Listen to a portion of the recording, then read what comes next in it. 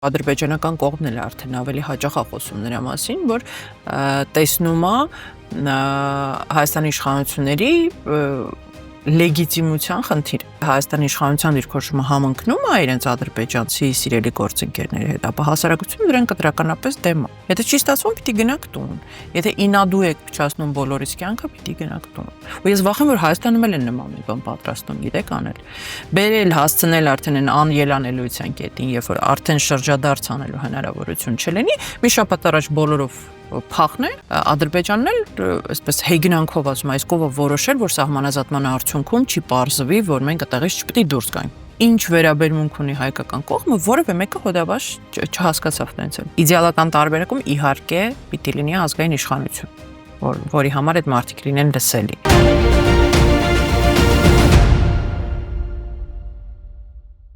Բարև ձեզ հարգելի հետևորդներ, այսօր Պանորամա հարցազրույցների տաղավարում հյուրընկալել ենք Ադրբեջանի հարցերով փորձագետ Անժելա Էլիբեկովային։ Բարև ձեզ Անժելա, շնորհակալություն մեր հրավերն ընդունելու համար։ Եվ այսպես հայտարարվեց, որ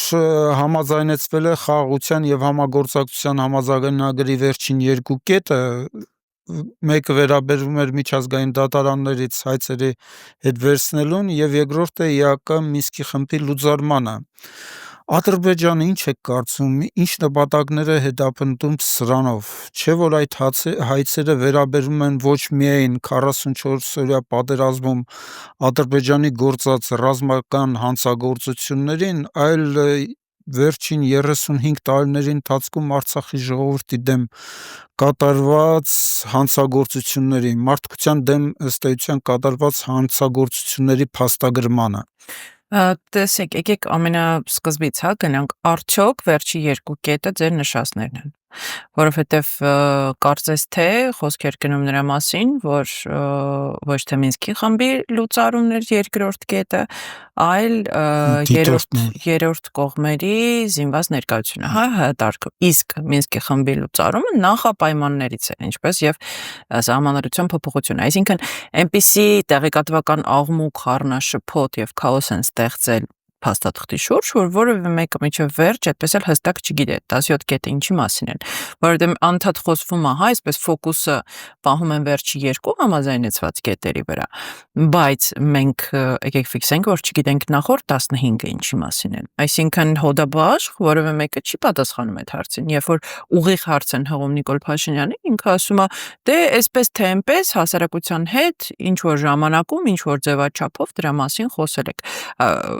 հասարակությունը դրա մասին իր պատկերացմամբ պիտի իմանա, այսինքն իր բոլոր տենց հարցազրույցներով կամ ասուլիսներով պետքա պատտվի, իր անհոդաբաշխ, անհասկանալի, հաճախակի իրար հակասող հայտարարություններից ինչ որ բան պիտի փորձի հասկանալ այդ փաստաթղթի մասին, դրա փոխարեն պետքա ուղղակի հրապարակել հանրային դատին հանձնել, այսպես ասած, եւ հարց տալ հասարակությանը, այնպես ինչպես իրենք 18 թվականին խոստանում էին, ինչը խախտեցին եւ ստեցին եւ չարեցին Արցախի շուրջ փաստաթուղթ ստորագրելուց, արեցին գաղտնի եւ թաքուն, բայց խոստացել են, որ հասարակության կարծիքը պետք է հաշվի առնել։ Հիմա եկել է պահը հերթական փաստաթղթի, որը էլի գաղտնի են պահում հասարակությունից, էլի գաղտնի բանակցություններ են գնում եւ էլի հասարակությունը տեղյակ չի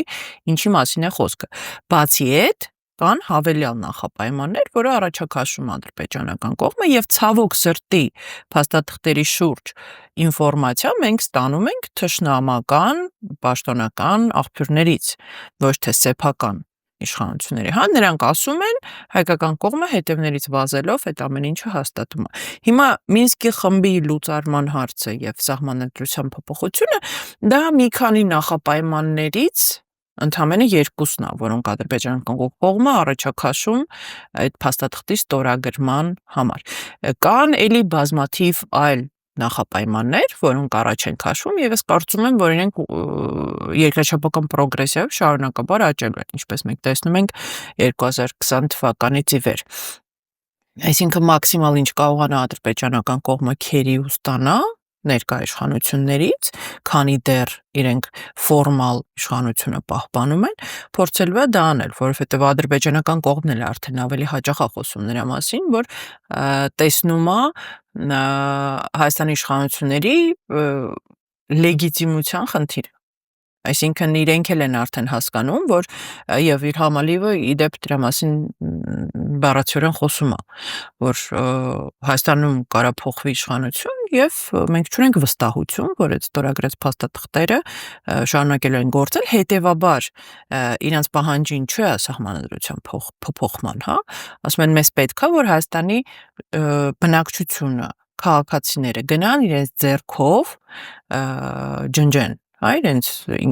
իդենտիֆիկացիոն կոդերը հրաժարվեն այդ ամեն ինչից, որ մենք տեսնենք, որ այլևս մեր համար վտանգ չի ներկայացնում Հայաստանը եւ ռիսկ չկա։ Եվ Ադրբեջանի դիրքորոշումը շատ པարզ իրենք ներկայացնում են, հա, Հայաստանի դիրքորոշումը խզված է իշխանության եւ հասարակության դիրքորոշումները ծայրահեղ տարբեր են այդ հարցի շուրջ եւ եթե Հայաստանի իշխանության դիրքորոշումը համընկնում է իրենց ադրբեջանցի սիրելի գործընկերների հետ, ապա հասարակությունը դրան կտրականապես դեմ է եւ թշնամին էլ է դա տեսնում եւ այդ ռիսկերն էլ են իրենք տեսնում եւ այդ ամեն ինչը հասկանալով հանդերձ արագ փորձում են մաքսիմալ շատ բան ստանալ այս ամեն ինչից նույնիսկ չստորագրած,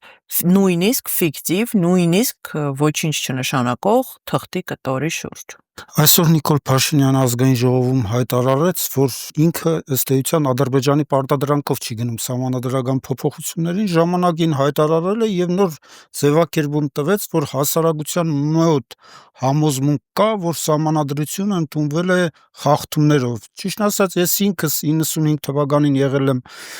ընտրական հանձնաժողովի փոխնախագահ եւ կարող եմ վստահեցնել, որ սահմանադրությունը լիարժեք ընդունվել է ժողովրդի կողմից։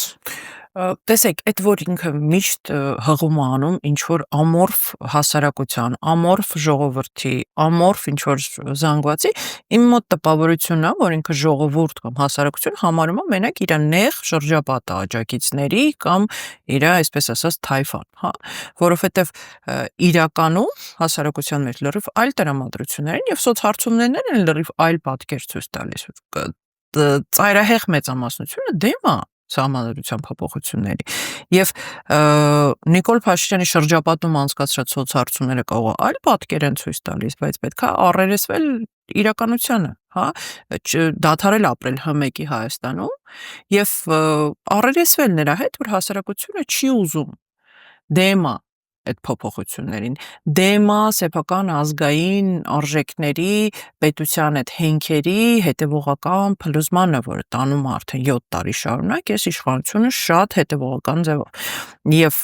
եթե սկզբնական շրջանում հասարակության մի հատված մտածում էր, որ գուցե անփորձեն միամիտեն չեն հասկանում ինչ են անում, կարելի է 1, 2, 3 ներել, հիմա արդեն ես կարծում եմ, որ նույնիսկ Նիկոլ Փաշինյանի աջակիցների շրջանակներում այդ պատրանքները չեն մնացել, հա, որ իրանք անփորձ են, որ նոր են, որ փորձում են ինչ-որ բան լավ անել, չի ստացվում իրենց մոտ, այդ չի ստացվում, գնացեք տուն։ Կապ չունի դուք դա անում եք դիտավորությամբ, թե չէ, երկու դեպքում էլ դա շատ վատ է։ Եթե չի ստացվում, պիտի գնաք տուն։ Եթե ինադու եք փչացնում բոլորիս կյանքը, պիտի գնաք տուն։ Այլ ընտրանք չկա այս ամեն ինչին։ Պիտի գնաք ու կան մարդիկ, որոնք կարողանում են եւ ուզում են անել դա։ Հա, եւ որոնք հանգիստ են թողում մեր սրբությունները, մեր խորհրդանիշները, մեր ազգային արժանապատվությունը եւ մնացած ամեն ինչը չեն փորձում խոցել, վերացնել, ջնջել եւ ինչ որ էլի անհասկանալի սեփական զրոյական կետերից բաներ, process-ներ սկսել, որոնք հետո ինչպես միշտ տապալում են, որովհետեւ 7 տարվա ընթացքում մենք չտեսանք քանդելուց բացի ինչն է իրենց մոտ լավ ստացվում։ Իշխանությունները պնդում են, որ համաձայնագրում ոչ մի կետ չկա, որ միակողման է, այն երկկողման է, բայց օրինակ միջազգային դատարաններից հայցերի հետ վերադարձնել մերը վերաբերում է ըստ էության ամբողջ 30 տարվան։ Ինչքան գիտեմ, Ադրբեջանը նաև չի վավերացրել Հռոմի ստատուտը եւ միջազգային քրեական դատարանի անդամ էլ չի։ Ինչ փոխադարձության մասին այստեղ խոսք։ Ես ձեզ ասեմ ավելին, Ադրբեջանը բառացիորեն էլ իր ղեկավարության բառամթերքով հրաժարվում է եւ ասում որ լավ ենք անում, որ հրաժարվում ենք Եվրոպական դատարանի որոշումների կայացումից, որովհետև ասում եմ մենք չենք մասնակցել այդ դատավորների ընտրությանը, մեր համար այդ դատարանի որոշումները պարտադիր բան չեն կրում, հա, եւ այսպես թե այնպես Ադրբեջանը հրաժարվում է իր պարտավորություններից եւ Եվրոպական դատարանի մասով առնվազն հրաժարվում է եւ տարիներ շարունակ դա հրաժարվում է, դա մեզնով չի պայմանավորված, մեզնից չի սկսել, հա, Ադրբեջանը այսպես տարիներ շարունակ թոփային երկրների ցանկում է, որոնք չեն կատարում Եվրոպական դատարանի որոշումները։ Հիմա գալով նրան, որ երկկողմանի է, նոյեմբերի 9-ի փաստաթղթի մեջ էլ կար գետ այն մասին, որ բոլորը բոլորի դիմաց գերիները պետք է վերադառնան, հա։ Այսօր մենք տեսնում ենք պատկերը, այսօր մենք գիտենք ինչա կատարում։ Արագ, հանկարծ ինչ որ մի ադրբեջանցի, որը հանցագործություն է կատարում Հայաստանի Հանրապետության տարածքում, հա, խաղ բնակիչներ է սպանում, իրան շատ արագ սիրուն, այսպես ակուրատնի, այսպես ասած ձևով հետ են վերադարձնում, իսկ մեր գերիները, այդ թվում եւ Արցախի ռազմաքաղաքական ղեկավարությունը ինչ վիճակում են, մենք դատական process-ին հետևում ենք, հա, եւ Ադրբեջանը հրաժարվում է առհասարակ ընդունել, որ երկրում գերիներ կան։ Այսինքն մենք արդեն տեսել ենք, ինչպես է Ադրբեջանը վարվում երկկողմանի պարտավորություններին, հա, ինչպես ինքը կարա շատ հանգիստ դրանք չկատարի եւ իր վրա վերցրած պարտավորությունները խախտի փաստաթղթերով, հույս ունենալ թե ինչի պիտի այս անգամ այլ կերպ վարվի Ադրբեջանը, դա կամ միամտություն է, կամ շատ էլ լավ այդ մարդիկ հասկանում են, որ չի կատարելու, դա ուղղակի մեր հասարակությանը հերթական անգամ մոլորեցնելու, հիմարեցնելու, պատրանքներ ստեղծելու առիթ է, որ մարդկանց ենթագիտակցության մեջ նստածնեն, որ լավ, մենակ մենք չենք զիջում, Ադրբեջանն էլ է զիջում, նախ չի զիջում, երկրորդը, եթե նույնիսկ թղթի վրա ինքը պարտավորություն ունի զիջելու, պրակտիկորեն մենք տեսել ենք բազմաթիվ օրինակներ, երբ որ ինքը դա չի անում։ Իսկ հայկական կողմը շատ արագ իր վրա վերցրած բոլոր պարտավորությունները կատարում է թույլի, պարտվածի, նսեմացվածի դիրքերից։ Դրա համար ենք մենք արդեն, չգիտեմ, 4 տարի շարունակ ասում, որ բանակցողը պիտի փոխվի։ Մարդ, որը կրում է այդ ամբողջ պարտության բեռը, այդ նսեմացումը իր վրա, մարդ, որը բանակցային սեղանի շուրջ գլուխը կախա, ինքը չպետք է այս հարցով զբաղվի, առհասարակ անձերով պայմանավորված այդ թվում։ Մի կողմ դնենք, որ կոմպետենտ չի հասկանում բանակցային գործընթացը 7 տարվա ընթացքում տենց էլ շատ պարզ բաներ չսովորեց, չհասկացավ, չի էլ ուզում կրթվի։ Ընդունում էլ ախր, ասում է 7 տարի նույն դասարանում եմ մնացել։ Մարդը 7 տարում բացարձակ ոչինչ չի փորձը սովորի։ Հիմարությունները անընդհատ խոսում բանակցային գործընթացը, փորձում են իրեն մասնագետները անընդհատ բացատրել, դա տենց չի, սխալ ես ասում, վնաս ես տալիս եւ քո պետությանը, եւ Արցախյան հիմնահարցին, եւ հայ ժողովրդին, մի խոսա տենց բաներ, չի ինքը մեկը պնդաճակատորեն շարունակում է ասել ու անընդհատ նոր ինչ որ իրար հակասող բաներ, որոնք միշտ մեզ հարվածում են, որովհետեւ երբ որ դու խոսում ես միջազգային գործընկերների հետ, ասում են, այ ձեր վարչապետը պաշտոնական այսպիսի դիրքորոշում ունի հարցի շուրջ։ Դուք հա փորձագետներդ կարաք այսպես կարծեք, այնպես կարծեք, բայց դուք ունեք վարչապետ, որը այսպիսի պաշտոնական դիրքորոշում ունի, իսկ մենք աշխատում ենք պետական մարմինների հետ պաշտոնական դիրքորոշման հետ։ Հիմա ուզում ես գնա գլուխդ պատով տուր։ Մարդ, որը բացարձակ չի հասկանում ինչա խոսում, կամ էլ լավ էլ հասկանալով ինադու է այդ ամեն ինչը խոսում, արդյունքում մեզ բերում է այս անելանելի իրավիճակի։ Տպավորություն է ստեղծվում, որ Ադրբեջանը առաջ է տանում իր 30 տարվա քաղաքականություն ու քարոզությունը, որ Արցախյան հիմնահարցը ոչ թե Արցախի ժողովրդի ինքնորոշման, անվտանգության համար պայքար էր, այլ տարածքային վեճ էր երկու երկրների միջև։ Ըստ էության այդ նպատակն է հետապնդում նաև հայցերի հետ կանչումը։ Չեք գտնում, որ կգա մի պահ, որ Հայաստանը կհայտնվի արդեն միջազգային հանրության աչքի առաջ ագրեսորի կարգավիճակում։ Արդեն ներկայիս իշխանության։ Երբ որ ես խոսում եմ, որ այդ մարդը հիմարություններ է խոսում, այդ թվում նաև այդ հայտարարությունների մասին է խոսքը, հասկանում եք, որովհետև այդ մարդը անընդհատ անում է հայտարարություններ, որոնք Ադրբեջանի ջրաղացին ջուր են նստում, որոնք հիմնավորում են ադրբեջանական ապատեղեկատվությունը եւ քարոզչությունը տարիների ընթացքում, հա։ Ինքնորոշման իրավունքի հարցը առհասարակ էլ փակվել է, չի բարձրացնում Հայաստանի իշխանությունը, ագնին ասում մենք էլ գործ չունենք, ոնց ուզում եք գնացեք ինքներդ ձեր հարցերը լուծեք, այսինքն երբ որ պարզ հարց ես տալի, իսկ այդ դեպքում ինչ իրավունք եք ունեցել իրանց փոխարեն նոյեմբերին փաստաթուղթ ստորագրելու, ինչ իրավունք եք ունեցել իրանց փոխարեն ինչ որ որոշումներ կայացնելու, բա այդ ոնց իմի դեպքում ունեցել եք, այս դեպքում երբ որ հասցրել եք անելանելիության կետին այդ մարդկանց, հիմա արդեն որոշել եք, որ այլ ձեր խնդիրը չի, այսինքն այսինքն բերեցիք, հասցրեցիք անդունդը,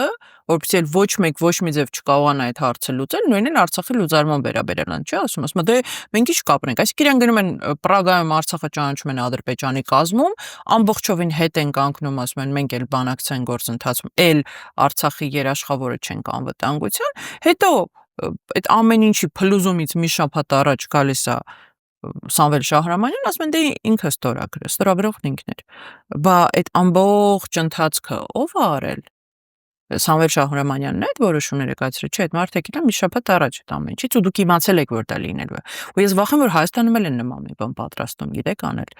Բերել, հասցնել արդեն այն անելանելիության կետին, երբ որ արդեն շրջադարձ անելու հնարավորություն չլինի, մի շաբաթ առաջ բոլորով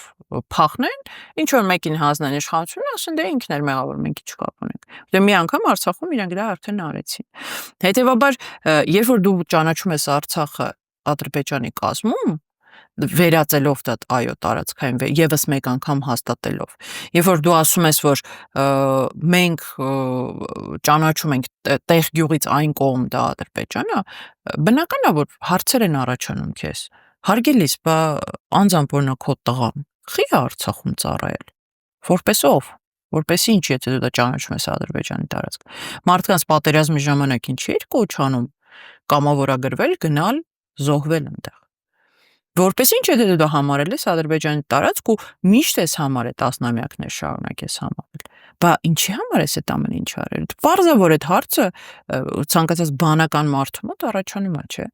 Հարցը առաջանում ինչի 2019-ին քեզ առաջարկած տարբերակները, այդ, չգիտեմ, նույն Լավրովի պլանը, հա, բանակցային գործընթացի շրջանակներում, որը տասնապատիկ ավելի լավն էր, քան այն արդյունքը, որը չնայած ցանկացած փաստաթուղթ, որը բանակցվել է, տասնապատիկ, միլիոնապատիկ ավելի լավն է եղել, քան այն ինչ որ արդյունքում եղավ, հա, բայց ինչևէ Ինչի՞ չես հանրայնացրել, ինչ էր թաքցնում, որ բանակցում եք, ինչ եք հասարակությանը խաբում, որ սկզբից ասում եք առհասարակ ոչ մի բան չի բանակցում, հետո ասում եք ինչ ուզում ենք էնել բանակցում եք, էլի հերթական անգամ մարդկանց ստելով,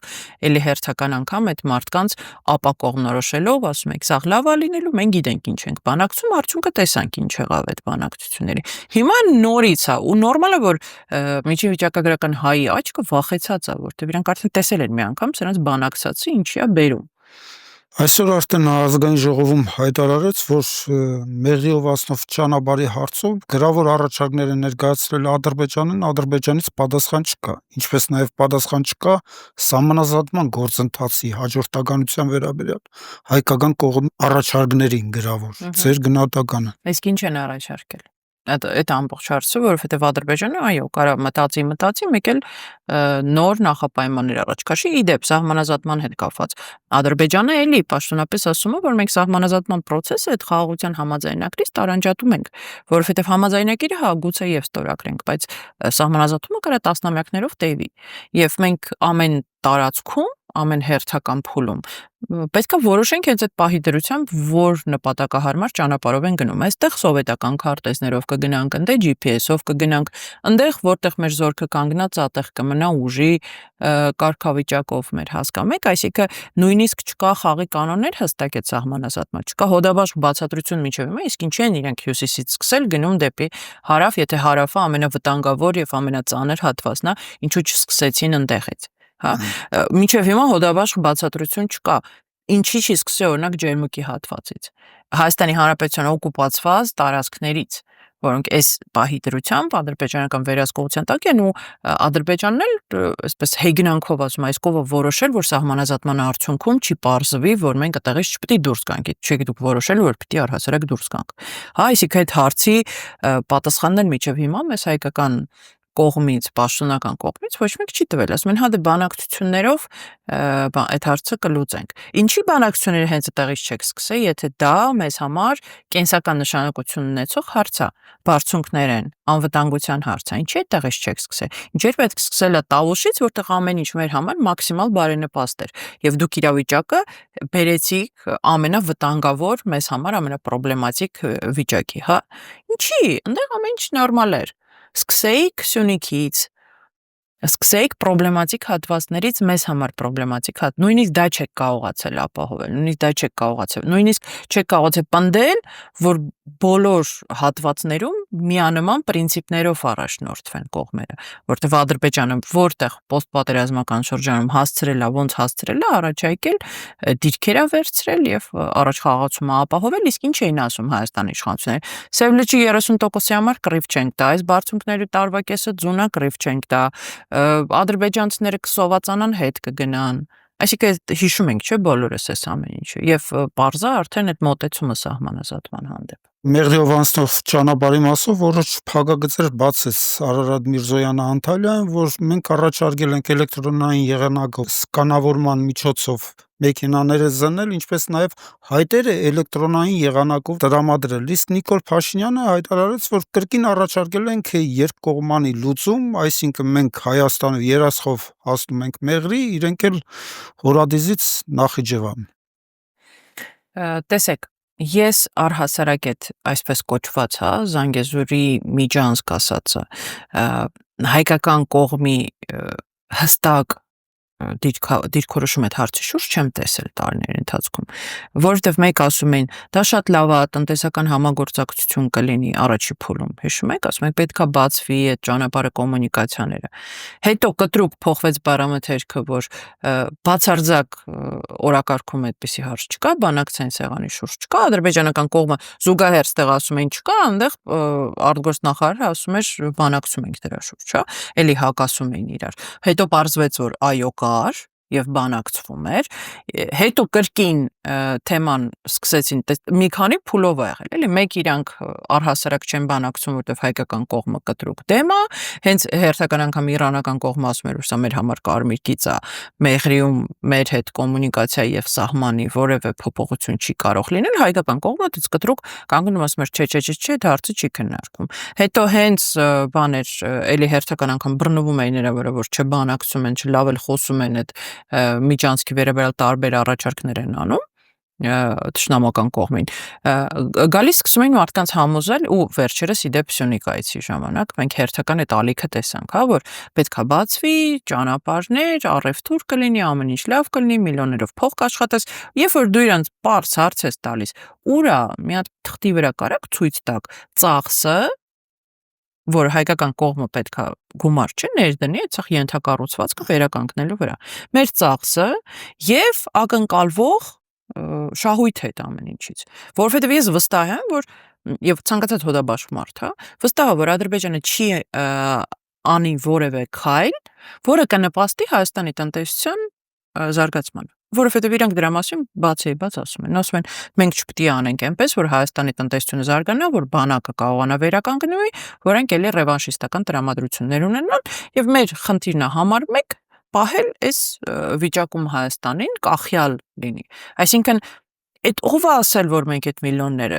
աշխատել ենք, ու միցենք այդ միլիոնները, Ադրբեջանը դες մեզ միլիոններ է վճարելու։ Ինչի մասն է խոսքը։ Այսինքն ով է դրան լուրջ վերաբերվում։ Ես ուզում եմ նայել այն մարդու, որը լուրջ համարում է, որ Ադրբեջանը ու Թուրքիան մեզ միլիոններով փող են տալու, որ մեր տարածքով անցնեն։ Չի լինելու դա։ Պարզ է, դա բոլորին է պարզ, որ այդ ճանապարհը իրենց համար տնտեսական տեսանկյունից չի պետք, որտեղ իրենք Վրաստանով էլ ունեն ճանապարհ, Իրանով էլ ունեն ճանապարհ։ Իրենց այդ զուտ քաղաքական եւ ռազմավարական տեսանկյունից է կարևոր ունենալ այդ ճանապարհը եւ անխոչնդոտ այդ ճանապարհը ունենալ։ Եվ ինչ վերաբերմունք ունի հայկական կողմը, որևէ մեկը հոդաբաշ չհասկացավ տենց էլ։ Նախ որ դες են վերցնելու այդ փողը, ով է փագելու առհասարակ այդ ծախսը, ենթակառուցող, իսկ դա միլիոն, դա իսկապես միլիոնավոր դոլարների մասին է խոսքը, այդ ծախսերի։ Ով է հետո այդ սաղ փող հատուցելու։ Որտեղից եք այդ փողը վերցնելու։ Արդեն տարվա վերջ, չգիտեմ, քանի 14 միլիարդի է կարծես թե հասնելու, հա, մեր պարտքը ընդհանուր։ Ով է փակելու այդ սաղ։ Այդ 7 տարում որտես կրկնապատկում եք ու մի բան էլ ավել այդ պետական պարտքը։ Վերջի դրա տակից ով է դուրս գալու։ Ամեն քաղաքացու վզին, որ փաթաթել եք այդ ձեր գործուղումների, պարգևավճարների, բնակարանների եւ խնջույքների փողը։ Ոչ մի բարիք չստեղծելով այս պետությունում 7 տարվա ընթացքում։ Ով է դրա տակից վաղը դուրս գալու։ Իշխանությունների վարած նման զիջողական քաղաքականություն արցախցիներին ստիպեց դուրս գալ փողոց։ Ինչ եք կարծում, կկարողանան արցախցիները իրենց իրավունքը պաշտպանել այն դեպքում, որ ըստ էության արցախցիների իրավունքների պաշտպանությունը մեզ հաշվով միջազգային կառույցներում լուծվելիք խնդիր է, իսկ միջազգային կառույցներում պետություններն են հարց լուծում, ոչ թե բռնակախտված 150,000 արցախցին։ Ես վստահ եմ, որ եթե չլինի համախմբում, չլինի հոդաբաշխ ու հստակ ձևակերպում պահանջների, որտեղ միայն սոցիալական հենքը չի, կան շատ ավելի լուրջ, շատ ավելի գլոբալ, շատ ավելի մեծ, պահանջներ, իրենք պետք է ձևակերպվեն համայնքի անունից։ Եթե չլինի համախմբում, այդ թվում նաև հասարակության ներսում Հայաստանում այդ հարցի շուրջ, չլինի ճնշում, ես չեմ կարծում, որ դա երկարաժամկետ եւ հետեւողական ինչ-որ արդյունքներ է տալու։ Սիտուատիվ գուցե, բայց ոչ այսպես։ Իդեալական տարբերակում իհարկե պիտի լինի ազգային իշխանություն, որի համար այդ մարդիկ լինեն լսելի, որ իրենց ձայնը աշխարհին հասցնի։ Բայց այստեղ հիմա մարդիկ բացի այն, որ կորցրել են ամեն ինչ, իրենց հայրենիքը, տուն, տեղ, ամեն ինչը, իրենք նաև ստիպված են պայքարել եւ Ադրբեջանի դեմ, եւ լռող եւ սուբյեկտիվ միջազգային հանրության դեմ, եւ սեփական երկրի իշխանության դեմ, որը համագործակցում է թշնամու հետ իրենց հարցով։ Եվ վարում է նույն քաղաքականությունը, ինչպես եւ թշնամու պետության ղեկավարությունը։ Այսինքն այս պարագայում այդ մարդիկ շատ ավելի ծանր բեռ են իրենց վրա կրում։ Ես հուսով եմ, որ կկազմակերպվեն եւ ավելի հետեւողական եւ ավելի լուրջ ներուժով կսկսեն պայքարել։ Եվ շնորհակալություն Անժելա, կարևոր հետաքրքիր զրույցի համար։ Պանորամայի մի հարգելի հետևորդներ, հիշեցնեմ, մեր հյուրն էր Ադրբեջանի հարցերով փորձագետ Անժելա Էլիբեկովան։ Շնորհակալություն մեզ ունկնդրելու համար, կհանդիպենք առաջիկայի եթերներում, ցտեսություն։